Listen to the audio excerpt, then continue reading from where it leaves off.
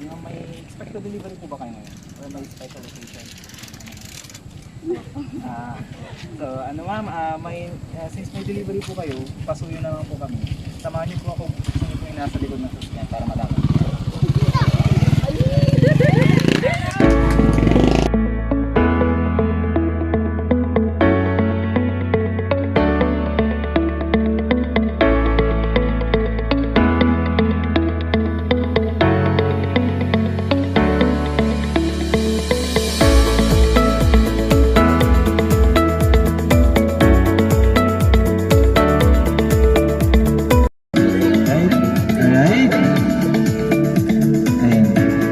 Pa-receive na lang po ng flowers.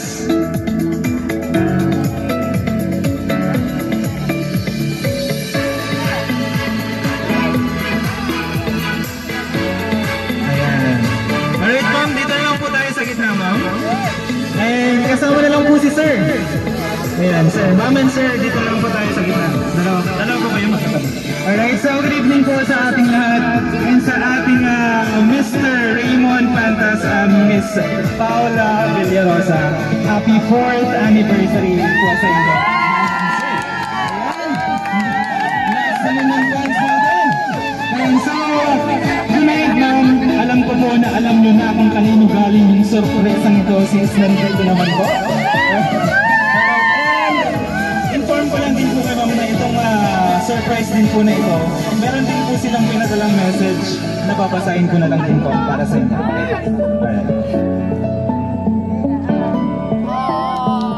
Alright, basahin ko na lang po yung message nito. Happy 4th anniversary pa. Pasensya ka na kung until now hindi pa tayo kinakasal.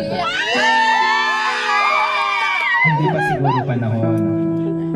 Pero ang importante, nagmamahalan, magkasama tayo. I love you so much and once again, happy 4th anniversary from Mr. Raymond Pantas. Ayan pala ang ating sweet couple.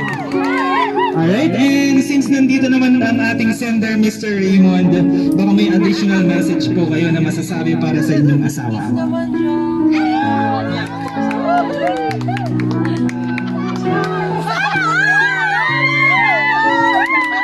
Basta alam mo yun, mahal ko kayo ng mga bata. Alright, and ganoon din po namin yung message ni ma'am para sa ating sender kay Mr. Raymond. Ayan ma'am. Nahihiya si ma'am, kaya niya yan ma'am, ilabas niya lang yun. Kaya yan.